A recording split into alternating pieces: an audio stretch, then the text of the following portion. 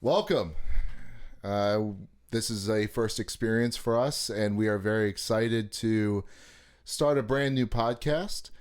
My name is Joseph. I'm your residential redneck, as is pretty obvious with the flannel. I want to let everybody know that we have a panel here. We're going to try and talk about some interesting topics that we find interesting. I am pleased to say that we have Shane over here. He is going to let us know about some dating experiences that he's had.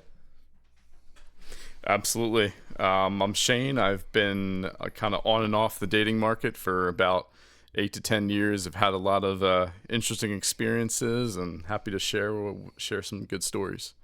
Absolutely. We also have Rylan over here. Hey everyone, how we doing? My name is Rylan. I've gone on some dates, so I'll talk about that with you. Absolutely. And we are streaming here from my basement, or at least what is... fantastic basement setup out here. This is fucking phenomenal. I appreciate you, man. So yeah, everybody, this is Busy on Break. Let's get to the conversation. Woo!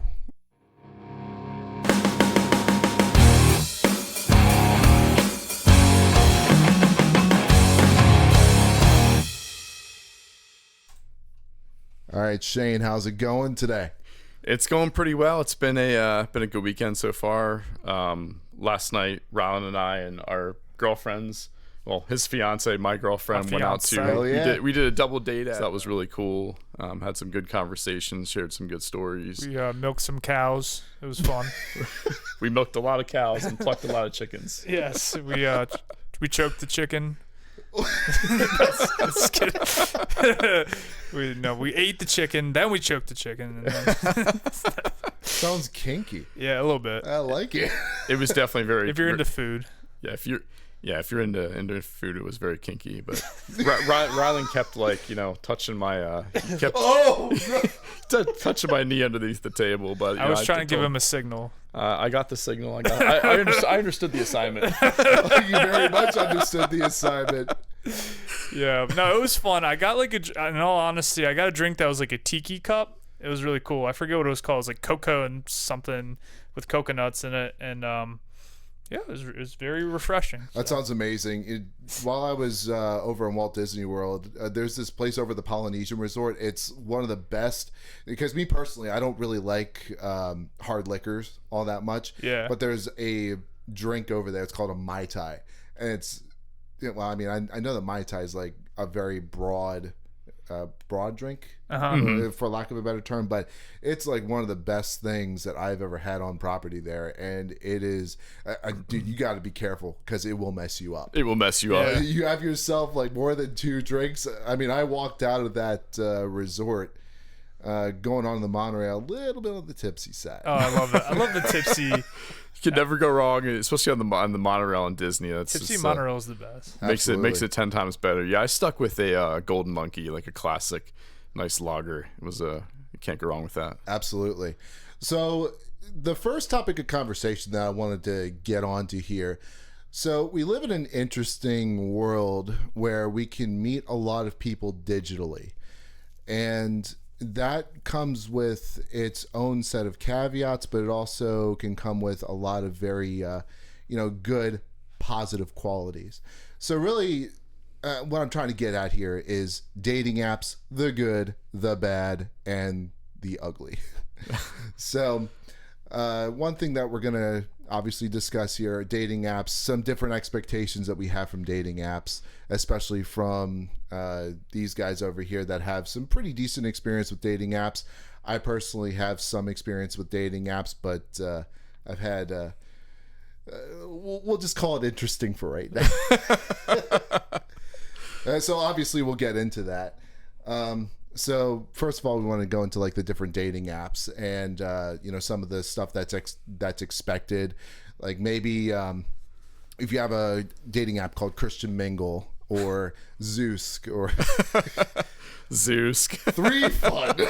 3 Fun. Oh, you're starting to really get to the bottom of the barrel there. 3 Fun is for all the really, really, really kinky swinger people. So.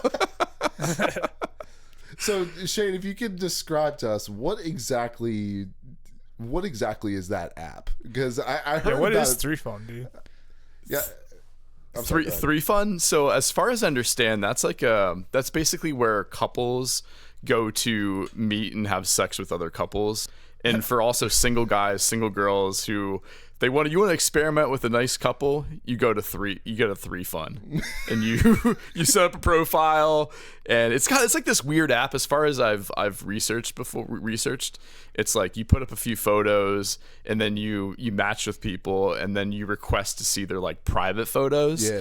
and then from there they'll like message you and stuff like that. It's very interesting, to put it lightly. But if you have a couples kink, that's the app for you.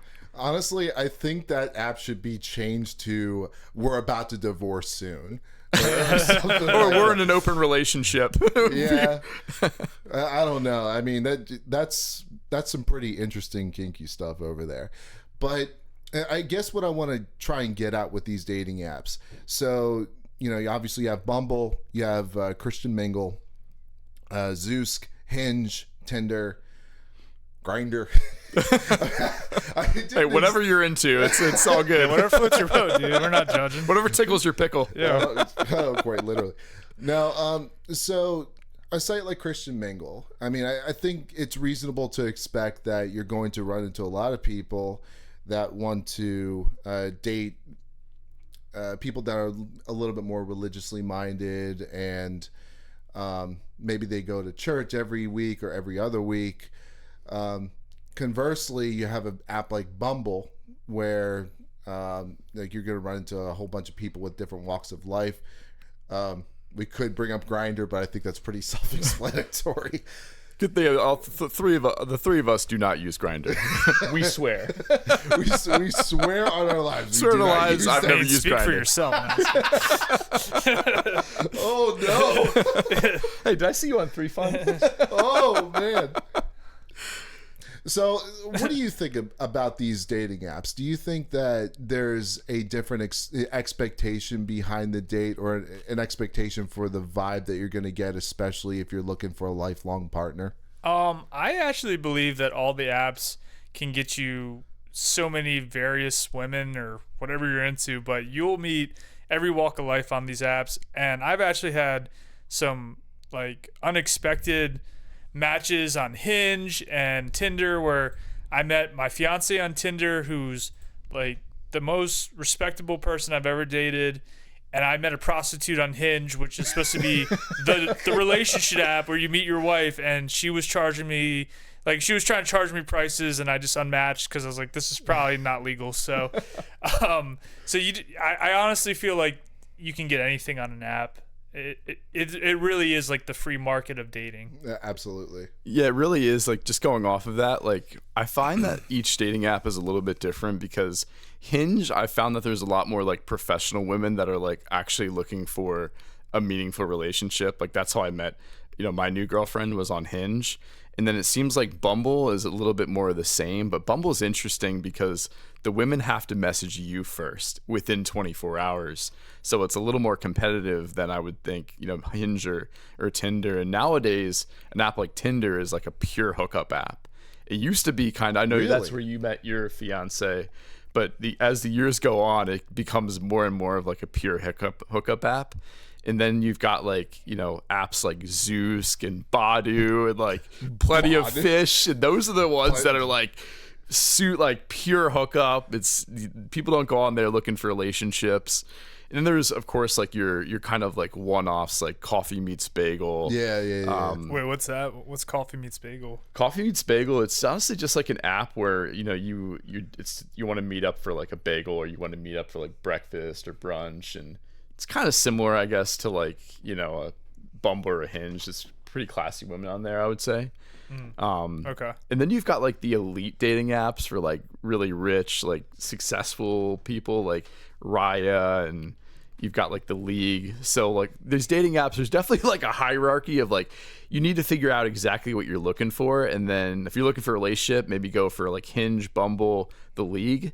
Or if you're looking for like purely a hookup, you might want to go Tinder, Zeus, Badu, 3Fun, whatever you're into.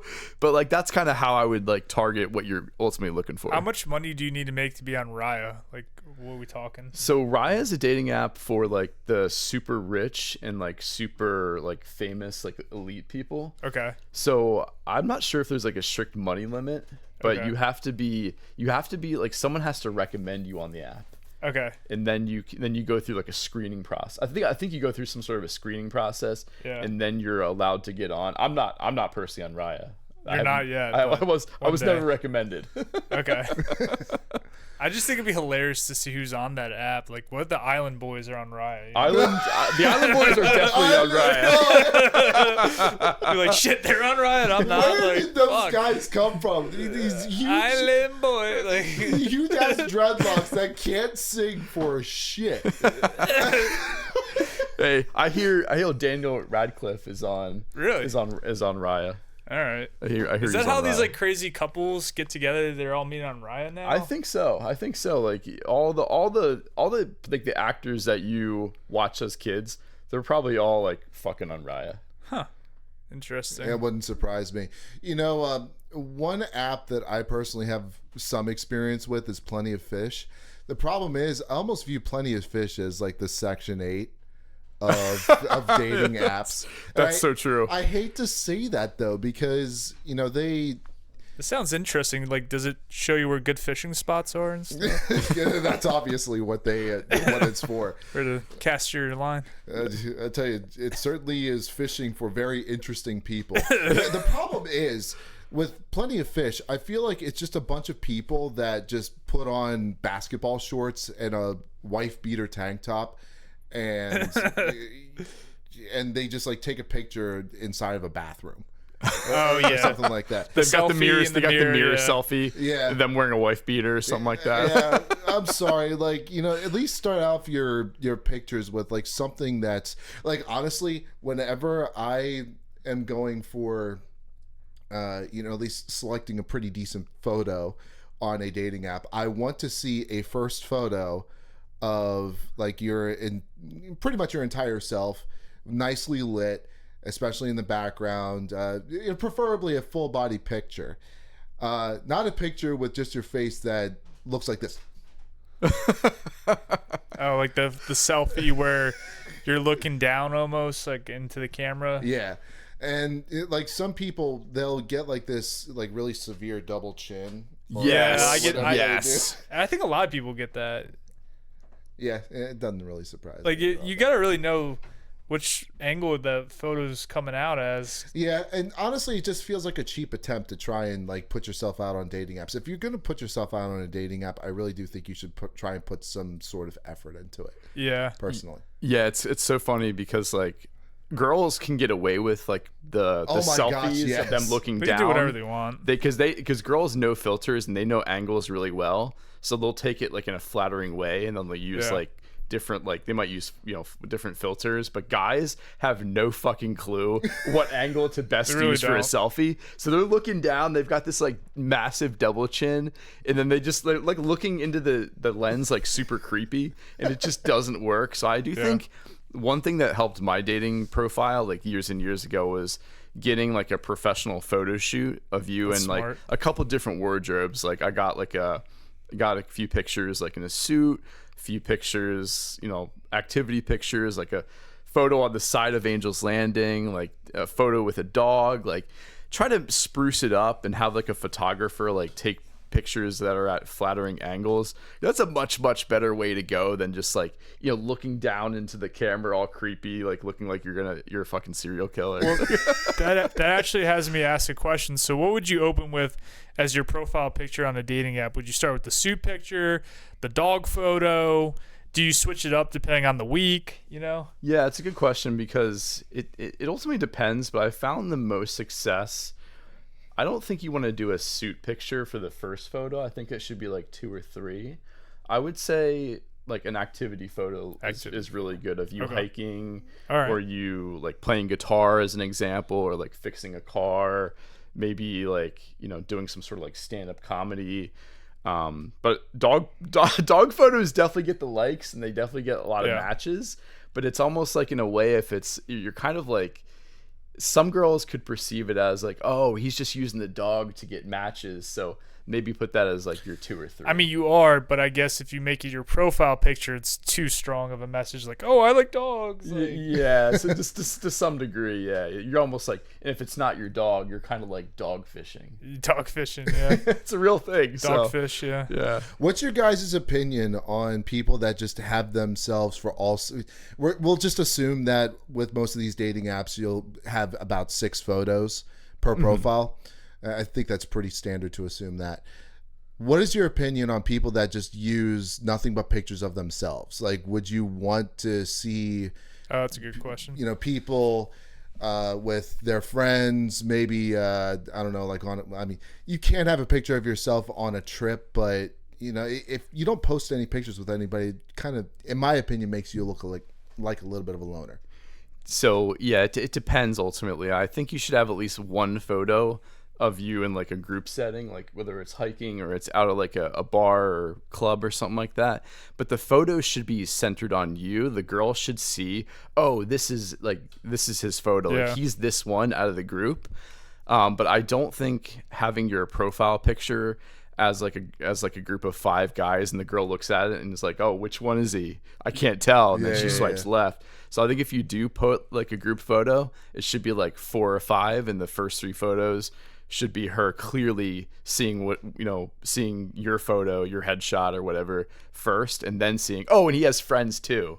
That's the best. That's This is going to sound kind of narcissistic, but I think what you want to do if you have a group photo is look the best in that group photo, because ultimately she's going to be looking at the best looking one in the group. Yes. And Absolutely. it kind of so sets yourself up for failure if you're not, That's actually very true. Like, I would not take a picture with Rylan because he's so Yeah, he's so incredibly I know. he's so incredibly We don't have handsome any group photos that- for that reason, dude. Yeah. Oh, man. You would mog me into a third realm. I know. I can't hear do it. common I couldn't do complaint. it. It's honestly, it's part of the curse and the gift that I carry with me. I so. agree, man. So I don't take any. I have a lot of photos of Rylan, but I do not put any photos of Rylan on my Bumble or my Hinge, because the girls are gonna look right at you and look right past you. And then conversely, all my photos were with you because they're all looking at me. So I was kidding. No, actually, I honestly think I didn't put a photo with you because I'm like, they're gonna like totally try to fuck Shane if he's on my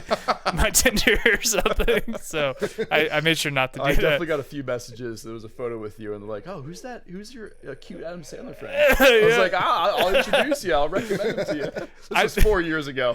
You know what though? I think I had a group photo with Matt, and I was getting way less matches when Matt was on my profile Really? or on like my pictures, because I Matt think made he his was. way around. I think he was kind of notorious or like, infamous on these dating apps. So I can see that, man. Yeah. That probably pissed a few women off. I back think in he his day. did, because I started doing some math. I'm like, I've been getting way more likes or whatever since I took the photo with Matt off. So it works both ways. These group photos, I guess, is what we're It definitely saying. does, for sure. Yeah.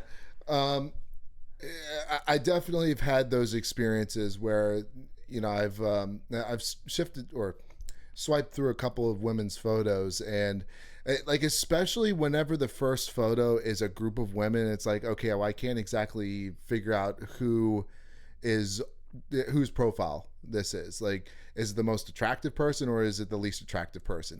In my experience, it's the least attractive person that usually is. on 100%. the Because profile. typically the more attractive girl is going to be like confident enough to like put like a really good photo of just herself. Yeah. Sometimes like some girls will post a photo with their more attractive friends, and like maybe guys will swipe right more often, but yeah, it's probably not the right move. Absolutely. Well, I think that really covers that pretty good. I did want to try and ask you guys, as a man in the dating atmosphere, do looks matter? Yes, 100%. Looks I think that's a pretty obvious statement, right? there. looks definitely matter. Honestly, like, looks are the first thing people are going to notice about you. They're going to notice, how you're dressed, how fit you are, how tall you are, Just be yourself, Shane. That's all you got to do. Just be yourself. wear a suit and shake her hand on the first date, And right? take 10 showers a day, and you'll be good to go. You got to take 10 showers. That's an absolute must. But yeah, I think it's incredibly important, to be honest. I think if you focus on, like getting in really good shape, grooming yourself well, finding the right hairstyle, like you'll definitely improve your looks. But looks aren't everything at the same time. Like I think as long as you meet a girl's like initial looks threshold, if she's attracted to you, like in a slight way, then that's when personality and confidence and charisma and sense of humor really start coming into the picture. But if you don't meet a girl's looks threshold, those things aren't going to matter too much. Yeah. I mean, honestly, I've noticed that once you get past that initial stage of attraction, or at least meeting those minimum looks threshold, like what you said, it's almost like unlocking a key to their personality. Mm-hmm. Or unlocking a key to their attraction for you. Mm-hmm. Because I think from there, especially if you're an interesting enough person, I think she ends up falling a lot more in love with you.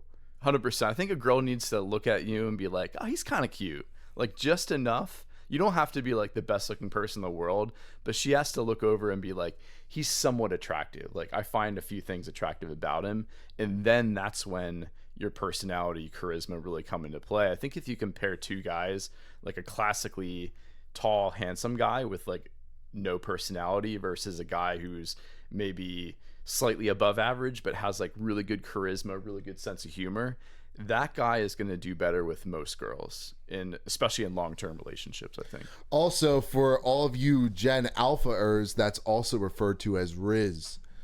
I can't freaking understand why you guys use that language. See, yeah, growing up as a millennial, we never used the word Riz. We just used like game and swag. Oh, I remember that. We would always use Riz. I heard Riz like 5 years ago, and I was like, what the fuck is that? Like, what the fuck is Riz, man?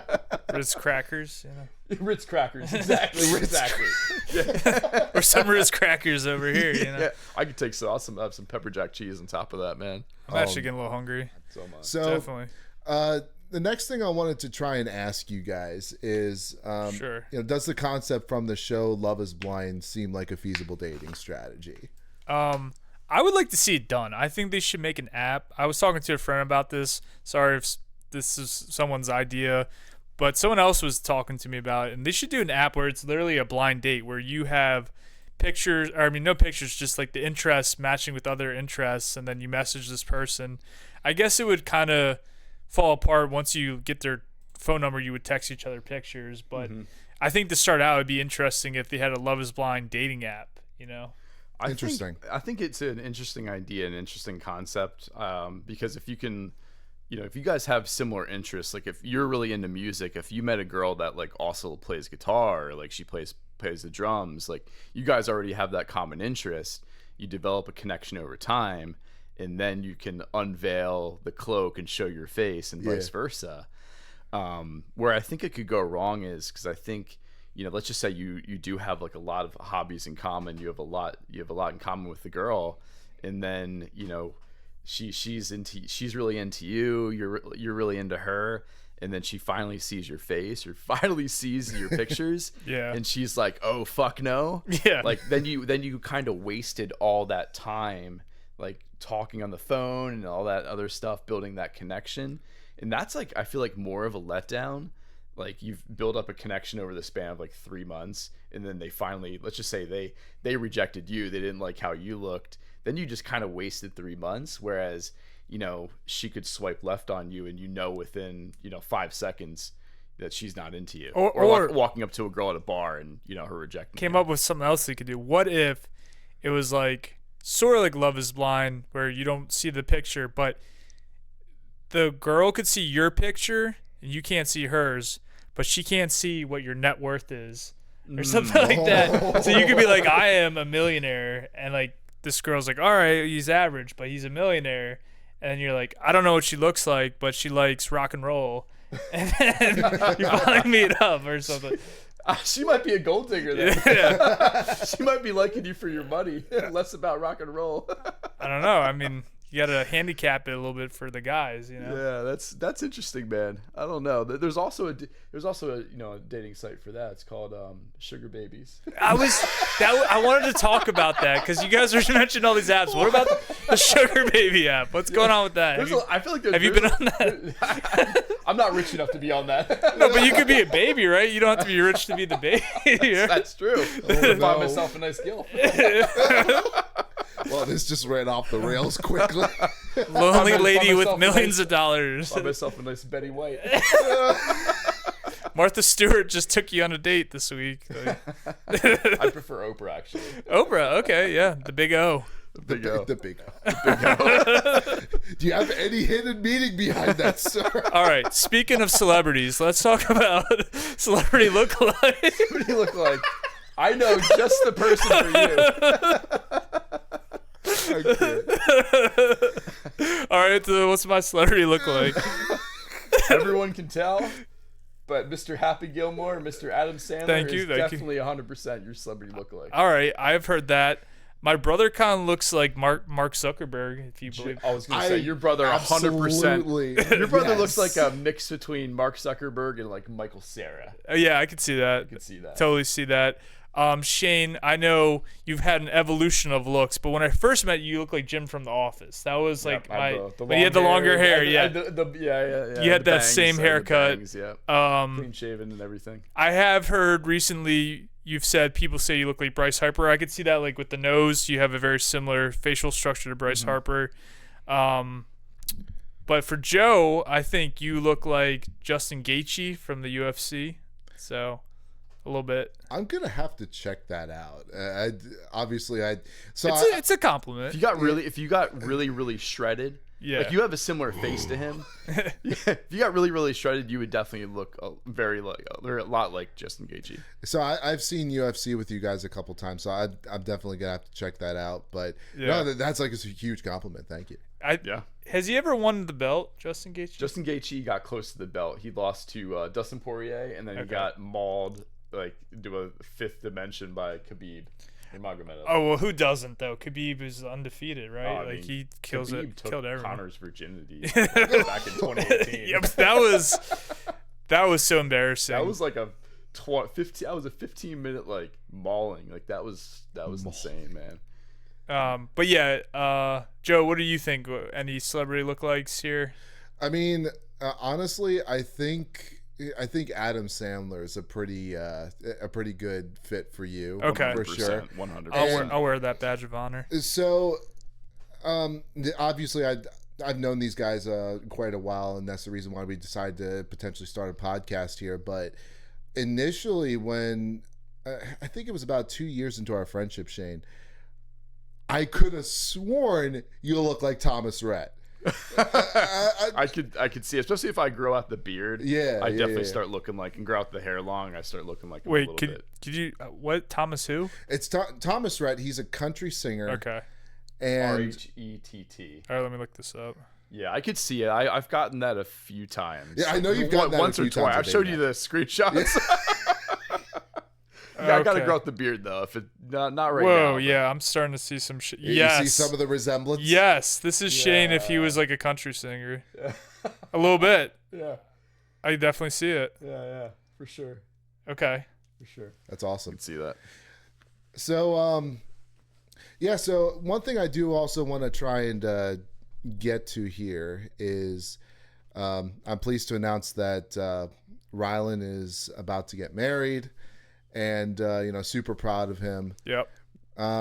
So there's obvious, pros and cons to, long relationships versus shorter relationships. Yes. Mm-hmm. And I do think that does need to be discussed because I think there's a stark difference between people that absolutely want to find themselves a suitable mate versus that one person that's going to be looking for that one night stand. Right. So what I'll say about that is, first of all, if you're the average, not Shane, but if you're the average guy and you get into a long-term not Joe, he's the man, but no, I'm saying he is the man. He's the big stud here. Oh, thank you. But for the average person, when you get into a long-term relationship, you have a lot more sex. So just if you're all about hookups, the average man's getting way less sex if he's just doing one night stands. Just putting that, like, think about that. If what you want is to get that good night sleep, you know? You have that hardcore sex and you go to right to sleep after. You might want to consider a relationship. Just throwing that out there. So there's other pros, but that's definitely out. Yeah, it's out there if you want to have that. So. Yeah, I mean, it's like, oh, hey, babe, I'm not feeling all that great. How about you give me some head real quick? Hey, baby. Yeah, to be honest, it also depends on like where you are in life. So if you're in college or you're a few years removed from college and you want to experience like hookup culture, get some good photos, looks max, get in as good shape as possible. Get on Tinder, get on Bumble, get on Hinge, start swiping, and then you'll be able to experience that side of it. After a while, I will say that once you've been on like a plethora of dates, it could be 20, it could be 50, it could be 100. Yeah. After a while, hookup culture does get very old very soon, and once you reach a certain point, whether it's maturity or a certain aspect of your life, you definitely want to have that more long-term relationship. You want to find someone that you can like spend time with, and someone that you really enjoy being around, and someone that really cares about you, and vice versa. And another thing, it's just like a personal, I know it's for me personally, but I have this weird thing when I meet someone new and I have sex with them, I actually want to hang out with them after that. Like, I don't want to just leave them alone for the rest. I actually want to get to know them. Like, I feel more connected to someone when I have sex. I know that sounds really gay, but it's actually true. I actually want to get to know this person after we have sex. So, 100%. Foreign concept to a lot of people. I feel like that's something that not a lot of guys are tuned to doing, because a lot of people are like, oh, hey, I'm gonna be like the whole wham bam thank you ma'am, and hearing you say something like that, is that the norm for most guys out there? Yeah, I would say I don't know, like, statistically, but it seems like, let's say 8 out of 10 men just want to hook up and see you later.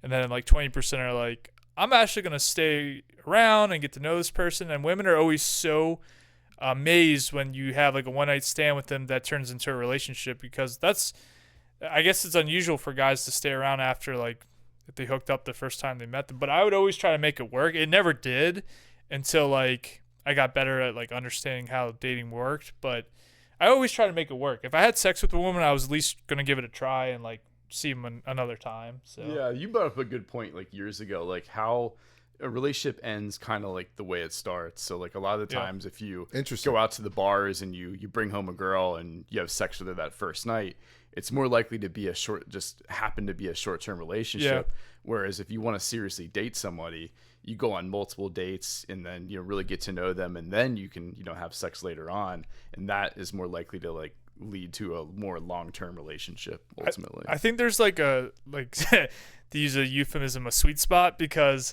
what I'm trying to say is, like, if you date a woman for, let's say, 5 dates and you haven't had sex yet, I for me personally, I don't think it's ever going to happen, right? Mm-hmm. You've gone on 5 dates, she might just see you as a friend. But if you go on 1 date and you had sex with her, then you're thinking like, how many other guys is she doing this? Yeah, it's a little too easy. If it's a little too easy, then she might be doing that with other people. So maybe the sweet spot could be like between 2 to 3 dates. You should maybe 4 dates pushing it, but like there is a certain point where you gotta pull the trigger and see if you're sexually compatible, because I mean it's the 21st century. You're waiting until marriage, right? Yeah. Okay. Me personally, I'm waiting to marriage. There's some religious reasonings behind that. I respect that. Respect that too. But I will also say it can potentially come with its own set of caveats. I mean, obviously, peer pressure is a very big part of that.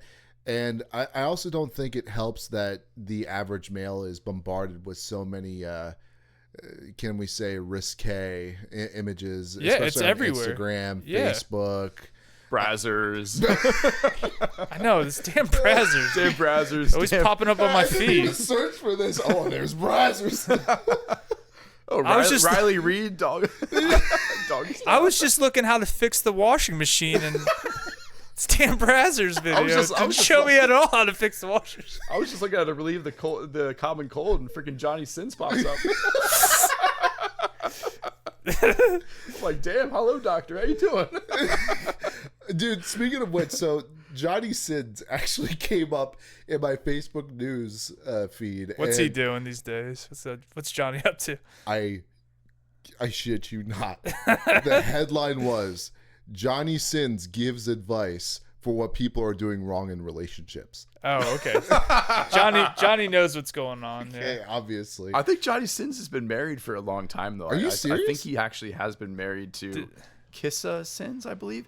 But he might be divorced. They might be divorced now, but I know he was married at one point. Does Johnny Sins have like a like a little like catchphrase when he's about to bust on something? Like, "Here's Johnny."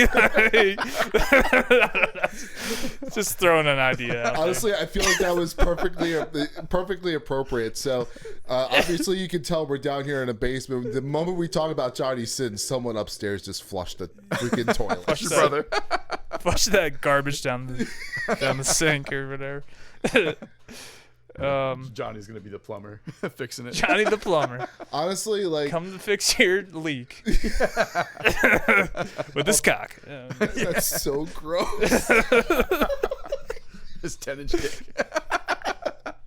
He's gonna lay some pipe in your house. Oh, that's bad. That's funny. Yeah. So, I think one thing we missed in one of our stories was like our first date experiences. Did we want to talk about that at all, or did we want to talk about that other bullet point? I think first date experiences, absolutely. Like, I do have an interesting story about that. Okay. So there was this girl that I was talking to in college, and she was a little bit, I guess, religiously minded. And, her and we lined up on quite a few things. So I decided, hey, let's go over to her place. We're going to watch a little movie. And I think that was the night where she was like, okay, I'm pretty interested in this guy, because I asked her, hey, do you mind if I take my guitar inside the house and maybe we can try and play some music together? And the thing is, she also can sing as well. So her and we were, singing some Taylor Swift, not to, get, corny or cheesy, but I do know some Taylor Swift songs.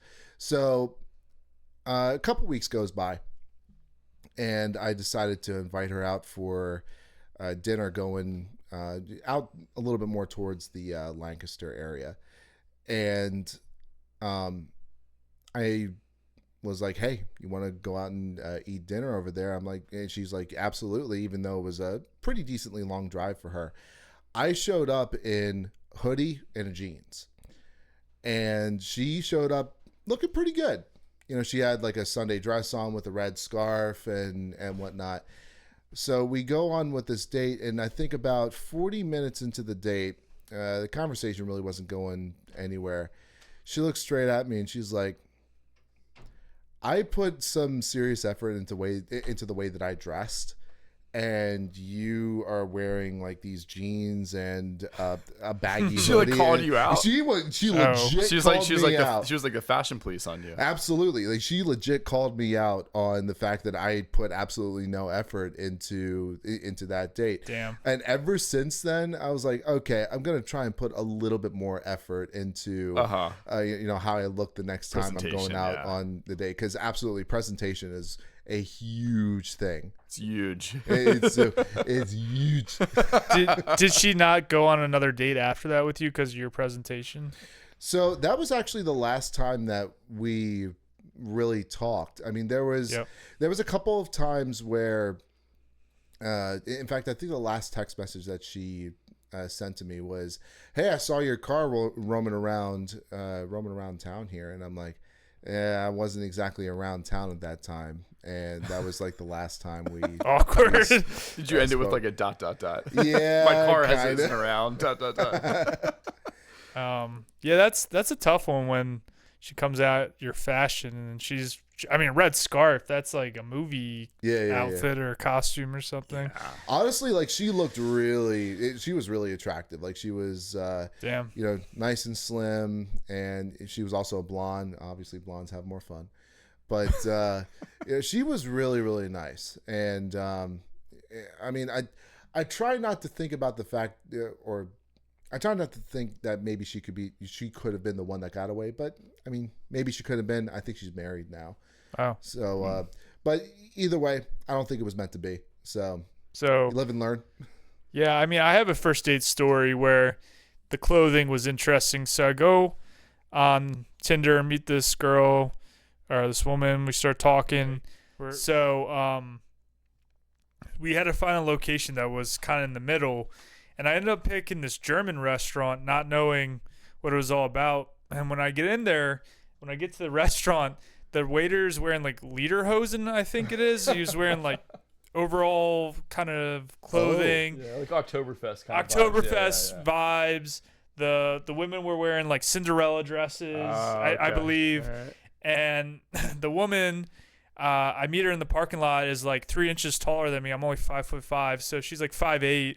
And I was like, this is such a weird first date. Like, I'm not sexually attracted to this girl. The people working there are having more fun than me in their costumes.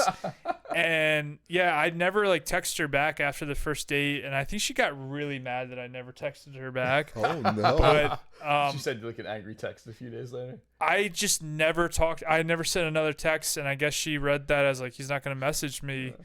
But yeah, first dates can be brutal, like you're saying. Like they can be some brutal experiences. Yeah, I have one.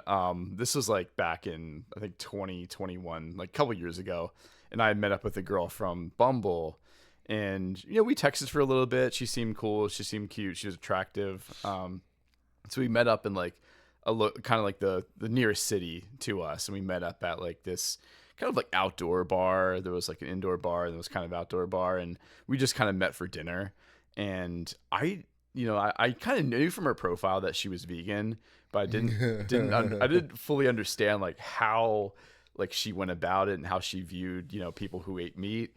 So we both order a drink, and the first like 5 minutes of the conversation are going well. There's some flirting, there's some back and forth.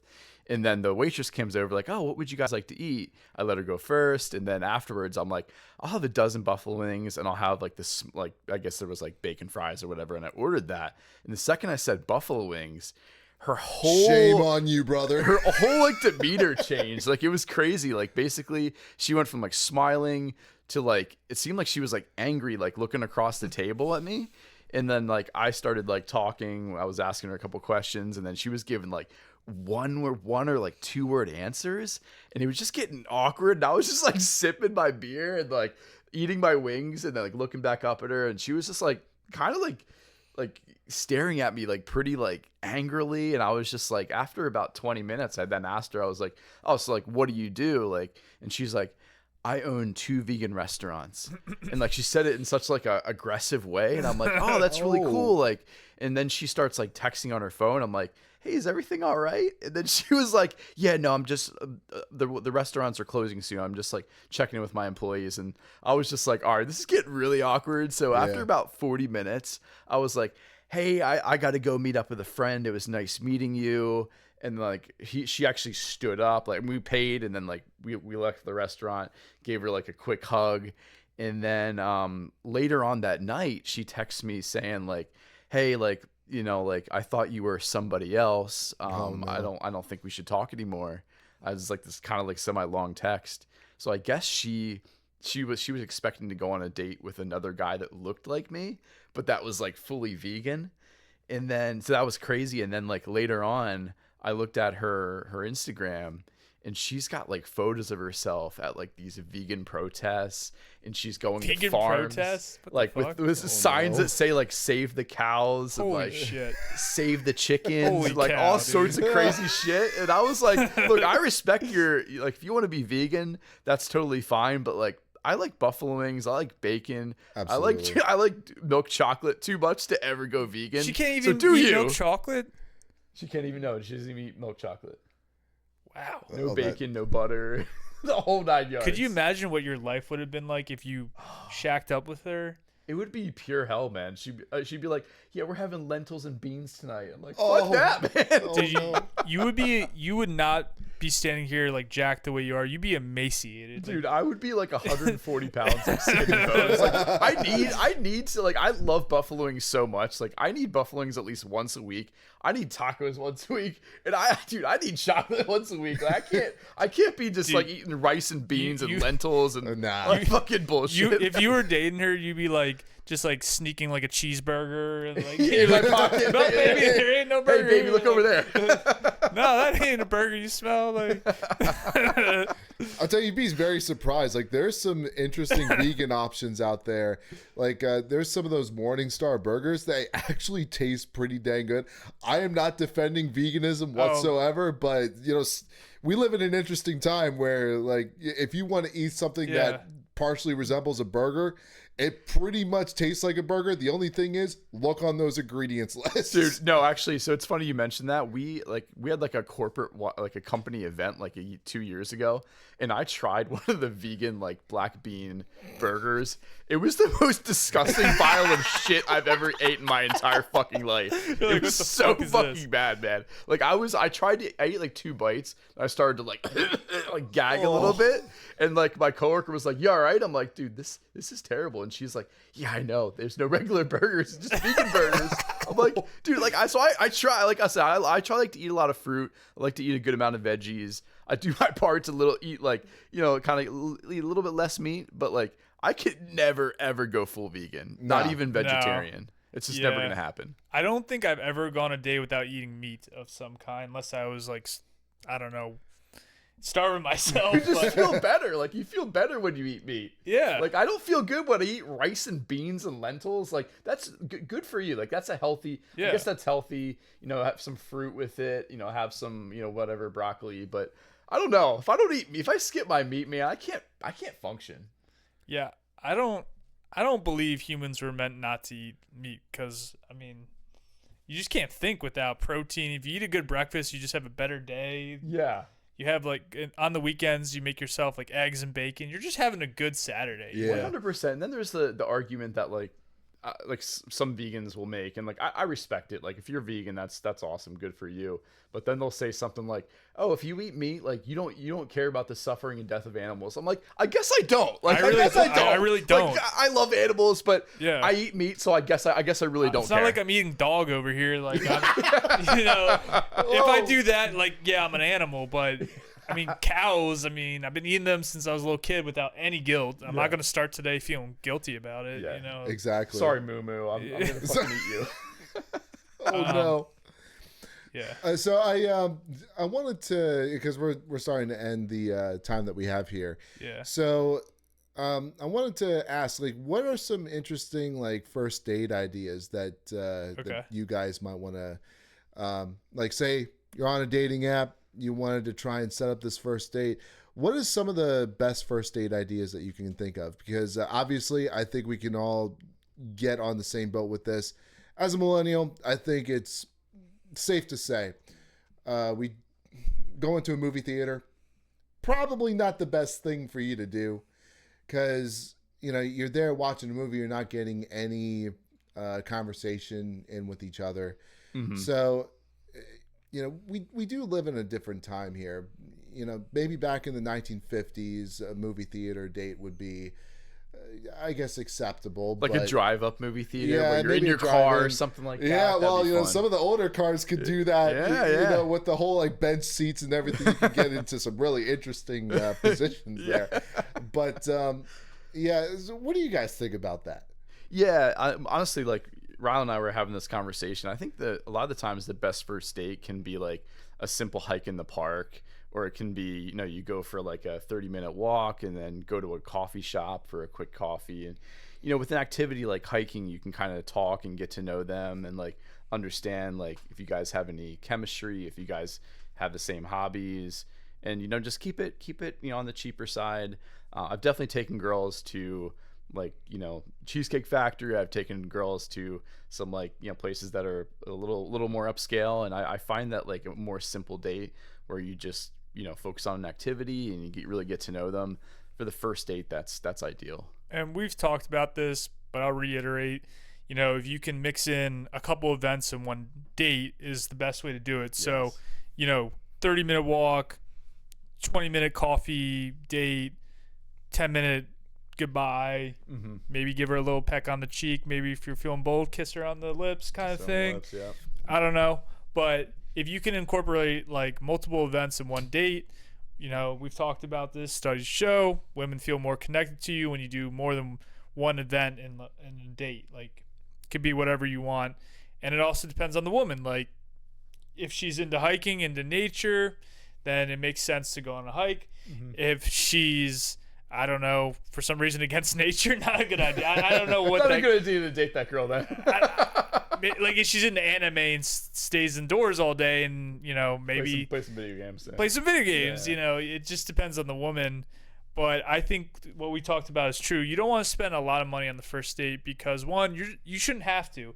If you guys are compatible, something as simple as a conversation in the park is all you need. That's all you really need. Yeah, I was talking to my other buddy who lives in DC, and he was about to go on a date with a girl, and he suggested like a certain restaurant. I think it was like a Maggiano's or something kind of in the middle. And then she came back with, "How about we go to this place?" Oh, like the fancy steakhouse. It turned out to be like a really fancy steakhouse in DC, in Washington DC. Yeah. And he was like, he texted me, he's like, "Should I go on this date?" And I was like, "No, nah, brother. Like, you should just like skip her because she sounds like she's trying to get you to go on like a really fancy date. And like, if a girl really likes you, she'll go for a walk in the park with you. She'll 100%. do coffee. She'll do like like a more chill date. Maybe it's going to an arcade, but." Yeah, I found that taking a girl on an expensive date, because you don't know if you like her yet, and you don't know if she likes you either. So you spending $200 to try and impress her, it's not ideal. I mean, it's economics 101, supply and demand. If she's demanding you go to the most expensive restaurant on your first date, where do you think you're going on like the rest of your dates? You're going to Barclays after you go to you're flying her all the way to Paris to eat your next meal. Like, can you afford that shit? I don't know. Not many can. So I don't know. Just think about that stuff. Oh man. Yeah. She wants the Four Seasons on the third date. Yeah. Should we wrap up with the last the point? Concept one. Yeah. Should we wrap up with that? Absolutely. Yeah. Okay. So at least in terms of the last point, so what is scarier, the concept of starting a family and having kids, or the concept of living alone and one day being all by yourself when you're old? Yeah, this is a really interesting topic, because I think it depends on where you are in your life. So like when I was in my mid 20s, late 20s, like I was very scared of starting a family and having kids, with the thought process of like, what if I get divorced? My parents got divorced, when I was in college, and I saw that whole ordeal, and I saw like everything that went on. That scared me. My thought process was like, I've been working really hard for my money over the past 7 years. Like, what happens if I get divorced and I lose half my money? But I think about it like, now that I'm in my 30s, I don't like, the biggest fear that I have is like being in my 60s or 70s in a retirement home, alone by myself with no kids and no wife that really cares about me. Like, that's more terrifying to me now more than ever. Yeah. So today, and especially amongst men, like I don't want to, bash men completely here, but earlier in the show we talked about the whole concept of like wham bam thank you ma'am, one night stands and stuff like that. Just to let you women know, not all of us men are like that, obviously, but I think there's an instinct there, like a natural instinct built into our brains that we want to try and start a family. We want to try and protect the woman. We want to try and find a family to protect. Like, we want to give. In fact, I would almost argue that men are burdened by purpose in life. I obviously can't speak for you guys, but me personally, I do want to try and get as much stuff done in my life as I possibly can, because I'm going to be quite frankly honest with you. I'm scared of dying, and I don't want to die and not have all these experiences, and one of those most rewarding experiences being raising a family, having a wife that you can care about. And I very much share that same sentiment with you actually about that, where like if you could imagine yourself in a nursing home and you have absolutely nobody that you can talk to, because I guarantee you, like, some celebrities out there 100% are in that boat, and they probably will be dying alone, and not to be morbid, but dying alone in a nursing home with nobody surrounding them on their deathbed. So go ahead. I just want to add, so what you're saying, Joe, kind of reminds me, one of my relatives was older before she passed away. I had to go visit her in like not like a hospice, but she was in a retirement like hospital setting because I think she had a heart attack, like a very minor heart attack. But what my cousin told me, that it was good that I visited her, because apparently when you get older, a status symbol isn't necessarily obvious because you're all in the same hospital setting. Like, what do you have to really define your status? And that is how many visitors you get when you're older.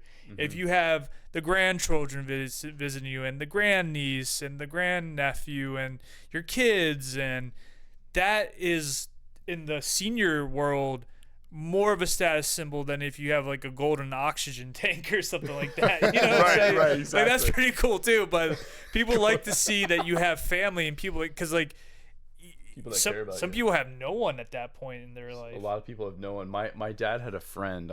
I guess I won't say his name, but that he golfed with, and this friend was like single his entire life. Oh, And jeez. my dad was one of his own. Was like really the only person that would visit him in this like nursing home. And this nursing home was like, I won't say it's like super rundown, but it's like definitely not the best nursing home. And my dad was the only person that would like visit him.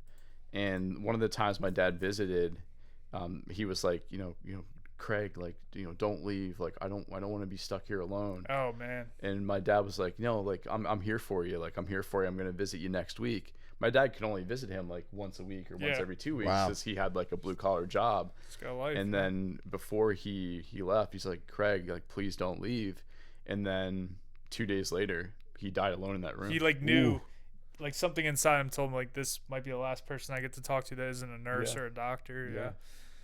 Wow, So that's the importance of like long term. Like, I think about it in that the lens of like, like when you're in your 20s, it's good. It's fun to like play the field, and it's fun to like date different people. But after a while, I think as you get older as a man, your priorities change from like having fun to like finding a long-term relationship with a girl you really care about. Absolutely. And Rewarding stuff. having a family. Well, something else I've been thinking about, because I am getting married, is like, what kind of, if I'm blessed enough to have kids, what kind of father figure would I be? And I'm not afraid to have children, but I'm more afraid of being like not a good example. You know what I mean? Because I grew up in a pretty good situation, and I just like, it's kind of like the curse of our generation and probably generations after that, where we may grow up, some of us may have a better life than what we started with, but a lot of people are burdened with like parents that were doctors and lawyers, and they started out really good, and they have no work ethic. They're doing nothing with their college degrees. And what is that going to look like when they have a family? Like, what are their kids going to see in their father and their mother? So one of my concerns is not having kids, but just like being as good as a role model as my dad was to me. You know what I mean? Like, I hope I can be. He wasn't perfect. He's not perfect either, but at least, he was very respectable in my eyes. So I just want to make sure that I, give good values, and I can demonstrate that I live by those values, because Absolutely. It's tough. It's easy to talk about. It's much tougher to be like embody those values, and 100%. it's tough, man. You know? Absolutely. So I think right now is a pretty good time to give some final thoughts. Okay. In terms of, some of the stuff that we've discussed today. So, I want to say, like, as a millennial dude, I think it's fair to say that our priorities absolutely change as we get older. And, in my 20s, like, I was absolutely concerned about, can I get myself a girlfriend in time? Or, when can I potentially fool around and stuff like that? So, But the thing is, as you start to get older and you're on dating apps a little bit more, I guess you refine your own algorithm when it comes to these dating apps. You want to try and find someone that you can at least live the rest of your life with and live a fulfilling life. I think it's really fair to say that as young men, I think we want to try and live the most fulfilling life that we possibly can. And a lot of that, and maybe not everybody has this idea of, having a family and raising kids as being the most fulfilling lifestyle. But I would personally argue that it has to be over 50% of men probably desire that sort of fulfilling lifestyle. That's my closing thought on that. You guys have anything to add to that? I think something to think about when people say, "Oh, is having kids fulfilling, and is that something I could do?" I mean, I don't know of any president of the United States that doesn't have a family. Like every CEO of a company has kids, and obviously you need money to have a family, but they're busy as hell and they still raise families. So, I mean, it gets into the economics and all that, but if you can afford a family, it's very doable to have a career, a family. I don't think you have to choose between like a career and a family. You can do both. Mm-hmm. If the president can do it, and you can do it too. Like, everyone can have a family if they think that's the right decision. But yeah, I think ultimately you need to do, like, based on the time frame of your life, if you're someone in your 20s who wants to date around and have those experiences, like, do that and get that out of your system. Yeah. But there's going to come a time when you may want to settle down, and you may want to find, that long-term relationship and find that, and, move towards a family. And I think it's better to make mistakes earlier in life so that when you get older, you don't have to make them when you're in your 40s. So get it all out of your system. Absolutely. Get all your system in your 20s so you don't have a midlife crisis when you're 45. Exactly. You don't want to be 45 and be like, "Oh,